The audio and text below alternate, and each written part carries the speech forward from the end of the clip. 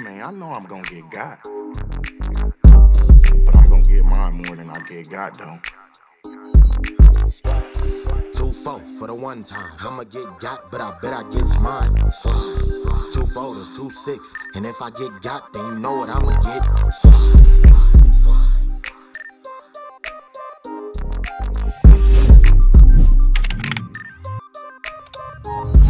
What up, beautiful people? Welcome to the Get Got Pod. This is the Get Got Pod Best of 2024 presented by Prize Picks. First of all, before we get into the episode that you're going to see a lot of hilarious clips of me and Beast Mode just going back and forth. It's awesome. I got to give some love to the Nittany Lion of the year, Saquon Barkley, man. He got over 2,000. I know there's a big debate whether he's going to play this week. I believe he should play. I mean, runners are field types of guys. I believe they should say, look, we're going to play the offensive line. We're going to play our quarterback. We're going to play our starters a half. You guys got a half to get 100 yards. Go get it. He has about 101 yards to go to break Eric Dickerson's record from 1984. That thing has stood over 40 years. So shout out to Saquon, man. Great job, big dog. 2,000 yards, man. I want to see him break the record, but I also want to see him win a Super Bowl. So if you ain't feeling it, big dog, don't play.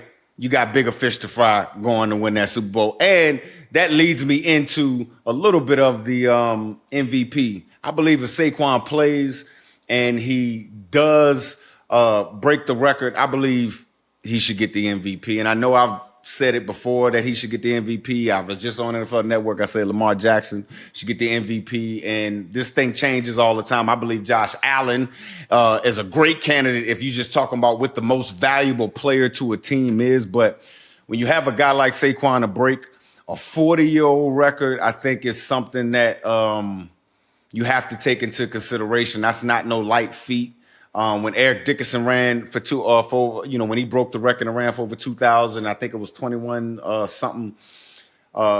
People got to remember in 1984, Dan Marino also broke a lot of passing records too. That was our first 5,000 yard passing year, I believe, as well. So I believe Dan got the league MVP that year. But whenever you're breaking big records, big league records like that, I believe that warrants the most valuable player of the year. But I can't talk about the MVP without also showing my boy Josh Allen some love. Oh, my goodness. Yes, he is one of one. That Buffalo team, not just offense, but team, would not be able to operate without Josh Allen being that quarterback. If it was anybody else, it couldn't operate. And you could argue that we've seen great seasons like this out of Lamar Jackson, and maybe Derrick Henry is the difference this year. Also, before we go, shout out. We've reached to 150,000 subscribers. Big time. Let's go. We appreciate all the love. Expect more hot content for myself and Beast Mode. I got to get him on here, man. I don't know where he at right now. He probably signing autographs, kissing babies, all that type of stuff. But yeah, check out Best of Get Got 2024. Let's go. Who your guy in the league right now, currently? Who, my guy? Yeah, like if you like when you watch it, if you know he playing, you like, oh, I want to watch him. Yeah. I mean, Mike Blood. You know how I show love to the running back, man. I like watching Josh. I like watching Najee, Saquon, Christian Josh McCaffrey. Jacobs. Yeah. Yeah. You feel me though? And then the boy that was in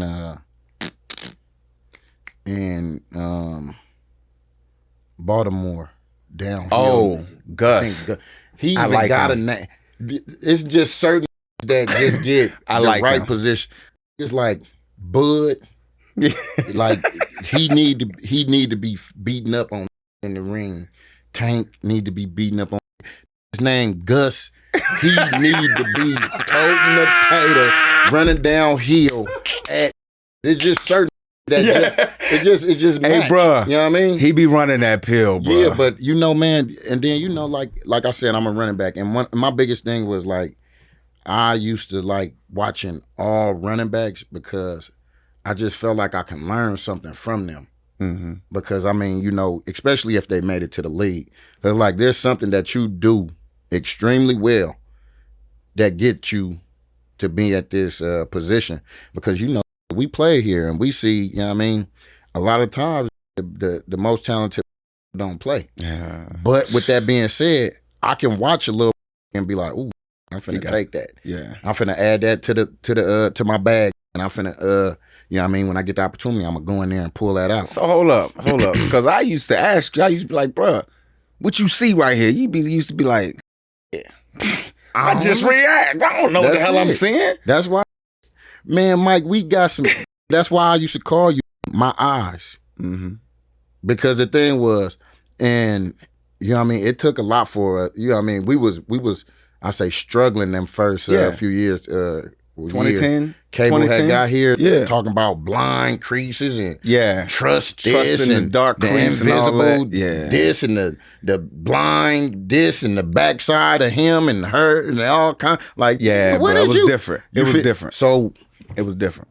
But when we got in sync and I mean, I got more comfortable and was like, all right, you got to trust your eyes. And the thing was, I'm like, well, you at 5 yards, you gonna get there before me. And if you can get through there, I should be able to usually. So I gotta trust my eyes. So therefore, you became my eyes, which allowed me to hit these blind creases because all right, if you get through there, I knew at worst, you would hit me first. Yeah. That was at worst. And if I gotta deal with you, then we got positive yards. Yeah. That's how I go. So you know what I mean? It was more so just you don't like the King, bro? You don't like Derek? Yeah. How you think he gonna do on Baltimore? Big old ass, bro. That like I don't know what he like. He's huge. He shouldn't be playing football. That it should be like could you imagine him in high school, bro? On a Greek statue in what'd you call that? At the Coliseum in Rome somewhere with a goddamn lightning bolt in his hand about to throw that something. He was 6'10", right? Guys, he's huge, bro. 260. I don't know if I necessarily I like him as a back. I just don't know if I like the match in Baltimore, bro. Because when you say the match, he's a volume guy. Meaning, I believe the reason why he got out of Tennessee is because he's an eye guy. I'm going downhill. I'm beating the defense up. Fourth quarter, I pop. Let me tell you something. You see what I'm saying? Yeah. I used to feel that way too. But that's taking the ball out of the most dynamic quarterback in the league's hands, the two-time MVP. But look, I used to think like that too. You remember I used to fight. Like, man, why I gotta be a shotgun running the damn ball? I want to go downhill. Because you can do it. But look, he can't. He not really that great at that, bro. Yeah, I wasn't until I worked at it, until I had to make up my mind and say, this is what's gonna happen. Bro. There's no way around it. And then I don't give a what's going on. I don't care how you get this. You naturally run like that, bro. Don't get me started on tech, bro. I've watched you run. It don't matter where you get the ball at. Look, you on defense, you automatically, you got to give 8. You got to give at least 2 defenders to keep an eye on this to make sure. So therefore, you know what? If we get a 6-man box, who in their right mind is going to give a light box with Derrick Henry in the game? Because, he doesn't affect the passing game. So he's not going to be in there in the passing game. You don't think so? Not really, bro. He's a volume back. Man, what I think you affected the game in the passing game, too. I'll say you go, if not, you just go ahead and what is that?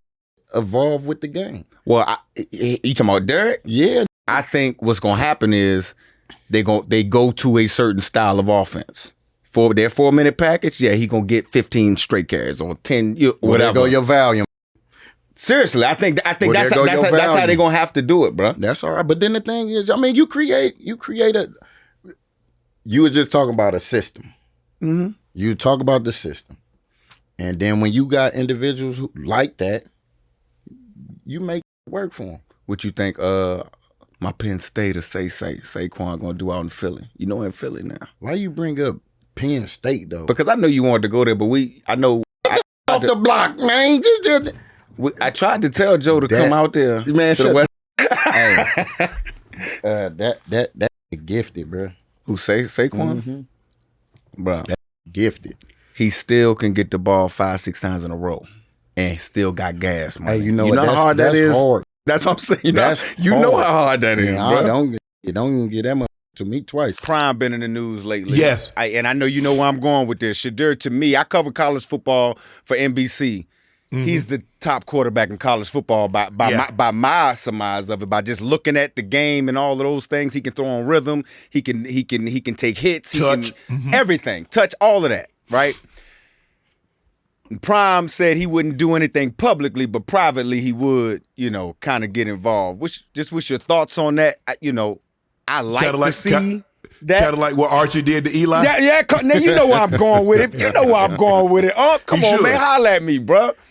Because it's not so much the quarterback, it's the organization and what they put around him to support him that's going to determine whether or not he has success or not. Yeah. And I'm not sending my son to an unstable situation where you're not going to have the apparatuses around him in order to foster a situation where he can grow. So don't waste my time. I don't care.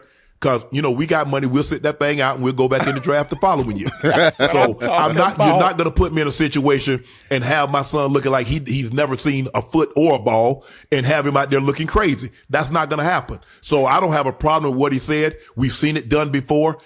He just wants the best for his son. I think we all do, but all of us are not in a situation where we can control the dynamic of where our son or the job that our son is going to, or daughter is going to get employed at, and can control that narrative. But I don't have a problem with what he said. And again, man, you in national media, so I know you've dealt with it over the last couple of years as well. I found myself in production meetings defending Prime. You know what I mean? Not necessarily this year, but in the past, where it's like the national media, for whatever reason, sees issues with some of the things he says, right? But Kurt Signetti, who's having a hell of a year in Indiana, balling. First question they asked him, Beast, about him, and he's like, what the hell with that? Just Google me. I win, right? Nobody said anything about that. So I'm just wondering, how do you see the national media and how they have covered Prime and covered other coaches? Well, obviously, because I have seen a difference. No, let me tell you what it is. The crux of the argument is black people are supposed to be humble. Be thankful you're coaching. Be thankful you're in the NFL. Be thankful you're in the NBA. Be thankful you're the heavyweight champion of the world. Just be thankful that you have a job. Who are you to boast and brag and tell us how great you are? You should just be thankful that you're here. That's the expectation for us. And when you don't do that, now I need to put you in your place. I need to find a way where you're not. And see, you couldn't do it when he played. Nah. Because what you gonna say? He not any good? The best He just out happened there. to be the greatest. He happened to be the greatest corner to ever live. What you gonna say? The man is he played two sports simultaneous. Yeah. Do you At know an how elite good? level. First of all, do you know how great you got to be to play baseball? Now magnify that. Now, not only is he playing baseball, he's a damn good baseball player. Yeah. And he's one of the greatest NFL players. And he's doing that simultaneous. So there ain't no way you can. I mean, you find fault. Well, he's not serious, because if he was serious, he'd pick one or the other. Why? I can do Why? it. Why? would I? Why? I mean, do I can need go to to a limit restaurant myself? and order one entree, but if I got the bread, I might want lobster, might want steak, crab legs, whatever. Yeah. Because he could. And so now a lot of that vitriol is, well, I couldn't say anything bad about him then, but I can talk bad about his team, or I can talk about things. Look, Time, that's my dog. Yeah. He's not above reproach where you can't critique his coaching. But when you start talking about, oh, he's a false prophet and he ain't what he says, now that ain't got nothing to do with football. Overstepping. Now you making it personal. Overstepping. And he's giving you no reason to take it there. If you want to say his team hadn't gotten better, if you want to say his defense hadn't gotten better, he had done a poor job of assembling a staff, that's well within your right. You're an analyst or you, whatever you do, your job is to critique. But when you start talking about his religion and about how he doesn't live a certain, now miss me with that. Yeah. Oh, I'm with you on that one, bro. Because it's crazy. It just seems like now this year the story is a little bit different because you don't see him out and about as much in the media as much with the cameras and all of that. Man, I know I'm gonna get got. Shannon, before we let you go, bro, this the Get Got Pod, man. The Okay. Get Got Pod, and me and Beast Mode, we had an interview years ago, and he said he had a famous quote where he said, "Everybody gonna get got. I'm just gonna I'm gonna get mine more than I got to get you before you get me. Yeah. So we asked all of our guests, has there ever been a time in your football life where you got on? Oh, hell yeah. Yeah. If you got a couple of story or two for us, let us know about it. If you play this game long enough, everybody gonna get got. Yeah. Oh, absolutely. You're not leaving this game unscathed. Oh, hell no. It's too many opportunities over the course of a game, over a course of a season, for you not to get got. And I don't care who you are. You could be the greatest quarterback, the greatest wide receiver, the greatest DB, whatever the case may be. You will get got. Oh, man, a dude, some of the hardest hits I've had, I was in the flex position. No, I was, we had a double tight. We had two tight ends. We had 11 personnel on the field. And so we put one tight end outside. They put the Sam on him. Oh, yeah, I'm thinking, woo, man, they playing man coverage. Yeah. Oh, I'm about to go to the flat. I'm going to turn this thing up. The Mike backer that's going to be covering me, he ain't got no chance. Man, I go home telling that. I go running out there in that flat. Trap coverage. They had a corner waiting for your ass.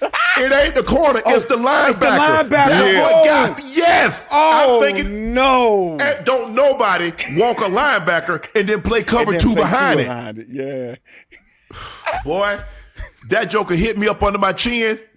I thought my head was in that helmet. My helmet flew off and started rolling. He said, I think his head's still in there. Hey, you heard about the headless horseman? I thought they had a headless football player because dude cracked me. But the hardest hit that I've ever been hit, I caught a shallow cross. It was opening day against the Jets in 96. I caught a shallow cross, and I turned up, and my guy was blocking. I didn't see the safety coming. Dude, put my foot in the dirt, and I turned up. I took like 2 steps, and Gary Jones hit me. I had a shield on at the time. He cracked that shield just like a windshield. So I'm laying on the ground. I could hear him talking. That a way to drop that wood on Jones. That a way to. I'm like, what would he drop? He's like, what are y'all talking about, dude? That's the hardest. And I've been hit a couple of times, got knocked out, but that's the hardest that I've ever been hit. Let me ask you play in the NFL, if you play more than a year, it's hard for you not to get got if you just play 1 year. Because normally you're going to be on special teams. Somebody going to get you on that, They don't let you sneak them like you used to because you can't really crack back on a guy like you could when we played guys. Because I was looking to peel somebody's cap. I don't even lie to you. Peel the cap back blue. You know what I'm saying? I was looking. Ooh. Hey, because back then, they would let you peel back on the kickoff return. So we would run a cross.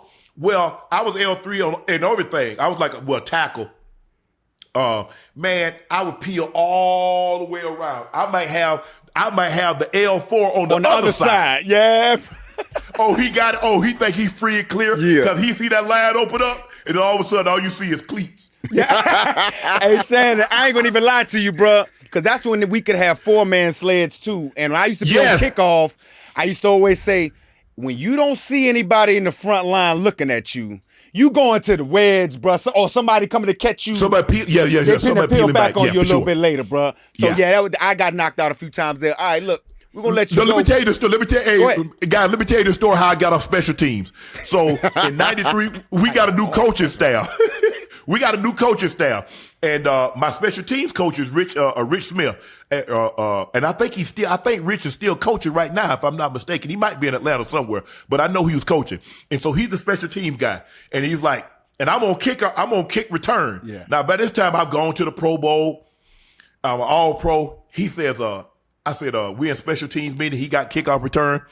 I say, Rich, you want to lead the league in kickoff return? He stopped the tape. That's what the hell I'm talking about. You hear that? That's my all-pro tight end, Pro Bowl tight end, won't to lead the league in kickoff returns. I said, well, you need to take me off because I got to be taken out every time.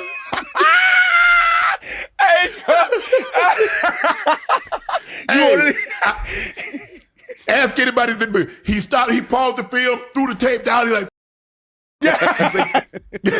he started cussing Anthony Lynn. Anthony Lynn that was the head coach of the Chargers. Yeah, he was my backup. He's like, Lynn, you up at practice tomorrow? Yeah. So that was the end of my special teams career. Just like that. Yeah.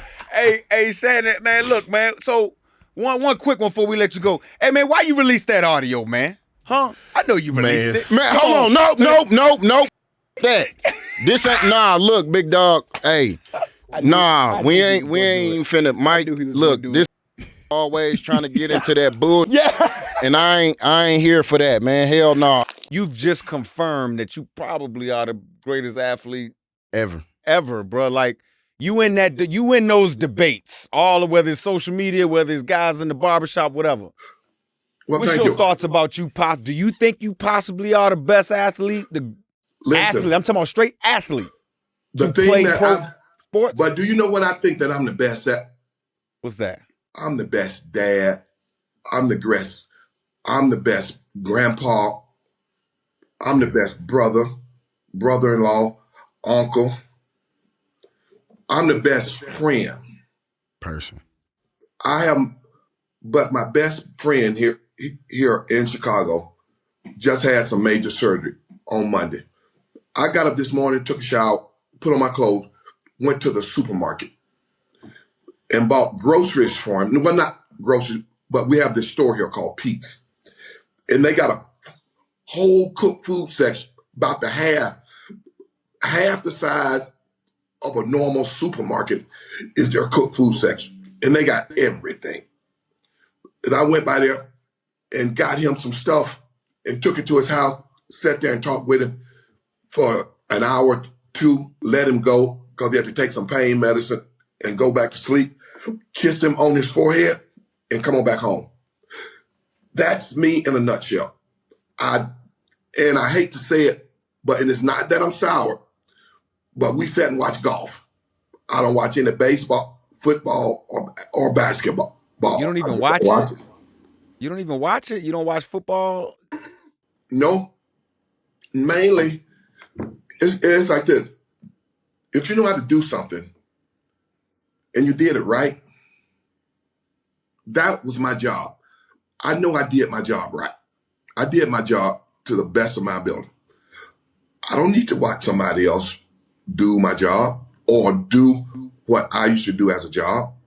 Besides, for me right now, and I can't take nothing from these young cats playing, but I'd rather watch football. I don't need to see a dance contest. I don't need to see a celebration. I don't need to see that, dude. So you sound like you got some issues with this generation as far as how they celebrate the game. You gotta word some things different, man. You heard him say it ain't nothing about none of that. No. But I don't have issues with it. I don't have issues with it.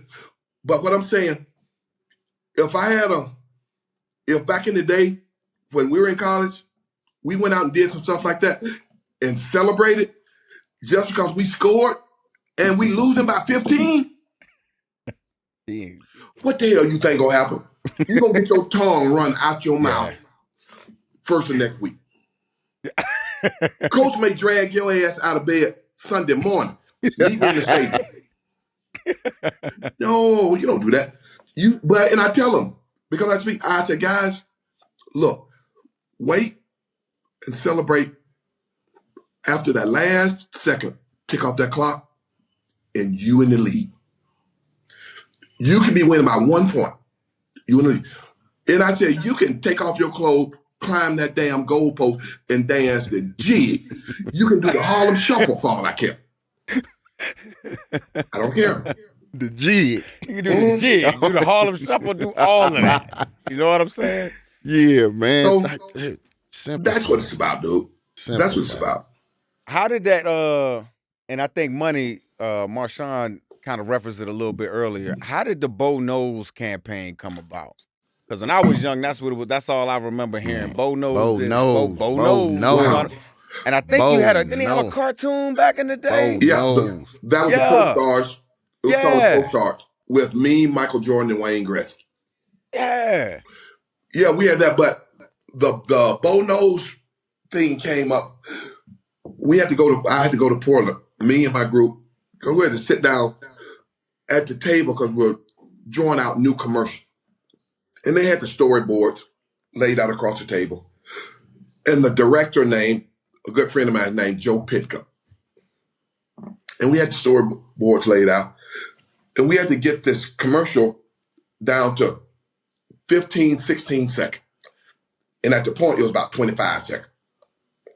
So I said, look, let's move this around. Let's take this out. Let's put this at the beginning. Let's do away with this because it don't make any sense. Let's put this together and see how it turns out. And they did it. It came back right under where we should be. And somebody across the table said, Bo knows. And it stuck. It stuck just like that. It stuck from that?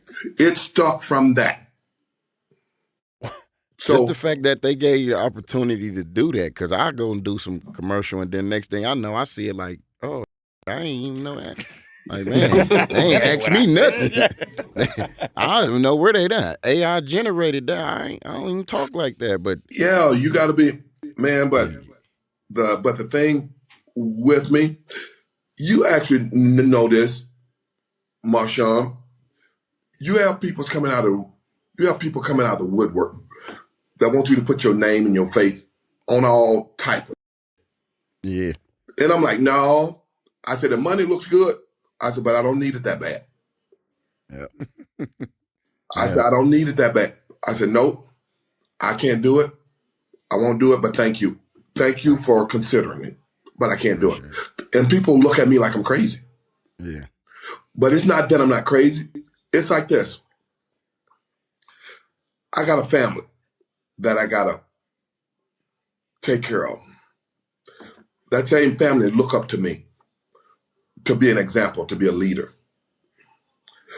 How can I lead by doing stuff like that for a few bucks? I'm not teaching my kids the right way to go through life. It's not about the money. At the end of the day, if I've earned your respect, that's all the payment I need, bro. That's solid right there, bro. That's solid, man. And you definitely got tons of respect from this podcast and from a lot of people around the world, Bo. Real talk, man. That's big. I used to play with you on Tecmo Bowl. Straight up. I ain't gonna even lie to you, bro. You like the greatest on Tecmo Bowl, dog. How you get on that damn game, bro? Hopefully they gave you some money for it, because, bro, you was the man on Tecmo Bowl, dog. I got one of the original games. I got the cassette player still wrapped in the box. Go ahead, bro. Go ahead, dog. You still got the original one? The original. I have never played the game. No? You've never played the game? Never played the game. Ever? Like, I know you ain't opened up that one, but you ain't even been around people playing and picked up a I've controller. been too busy. But I've watched people play it, but I've never played it. Man, that's crazy, because I know when I got what they had at the college game. But if y'all hear some noise, but one of my grandsons just walked in, so that's what that is. Good, Tell him what's up, man. Yeah, we said what's happening, Tell him what's up, man. Hey, Aiden. He wasn't lying. He wasn't lying. He owned it, man. Yeah, man. But you know, that's what it's all about. That's what it's all about, right there. It's big time. Talk about your days at Auburn before we let you get up out of here, man. Yeah. Tell me what you want to know. How did Auburn shape you into the man you are today, bro? I'll put it to you like this. When I went there as an 18-year-old teenager, I'll say it simple as this. I went there as an immature,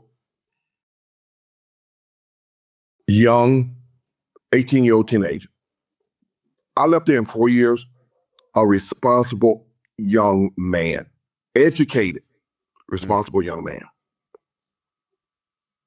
Period.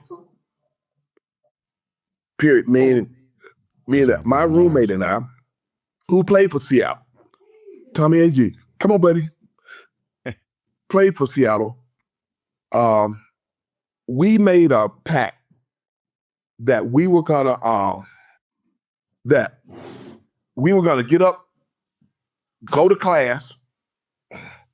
Hey. We're gonna get up and go to class. What's up, big dog? Say hi. Hey, what's happening? What's up, Aiden?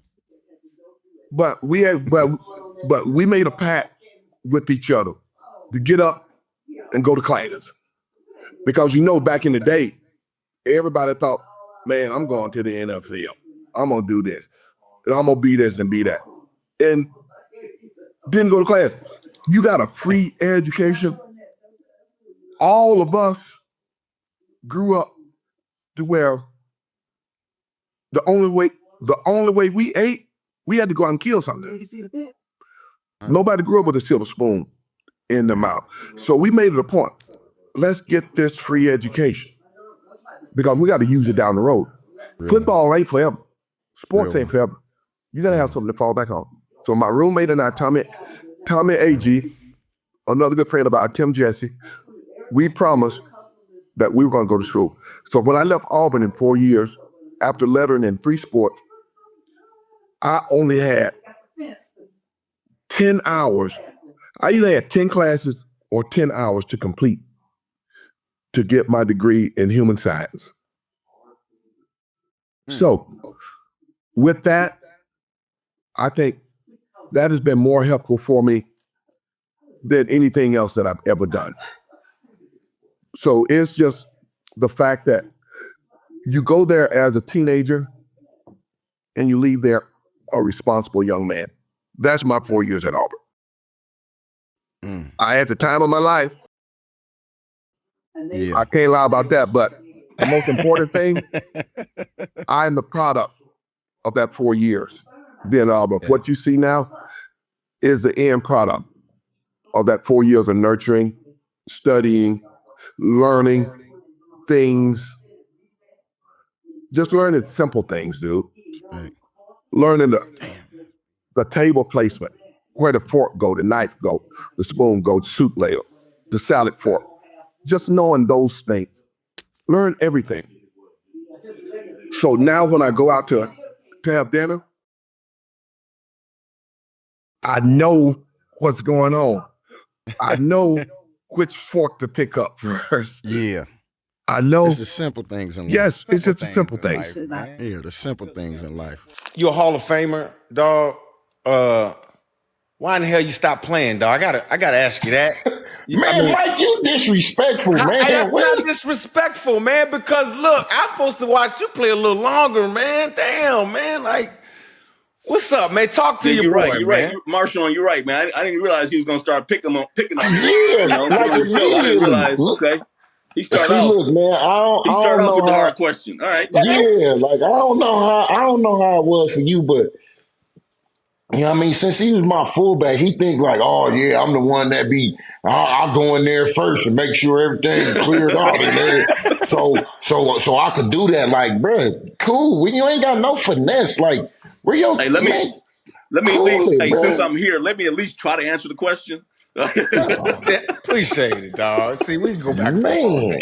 Let me try to answer the question. No, well, I think for me, after year 10 and probably a little bit before that, I knew that, I probably wasn't going to be that guy who, who would play as long as I could, who tried to play for 20 years. I knew I probably wasn't that guy. Mm-hmm. And so I feel like, at a certain point, just that, that everyday grind, all those little things you have to do to stay on top of your game. For me at when I got to 28, 29, I just felt like it wasn't there. And then also I think probably, just maybe things that was going on with the team. I felt like we were kind of rebuilding.